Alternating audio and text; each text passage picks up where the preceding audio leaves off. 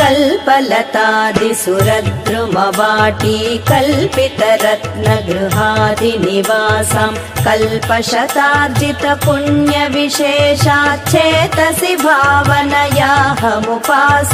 येन दराश्वकृतोन्नतधिष्ण्यं हेमविनिर्मितपादमनोन्यं षोडशिलाफलकं च विशालं देवि सुखासनमद्य ददामि।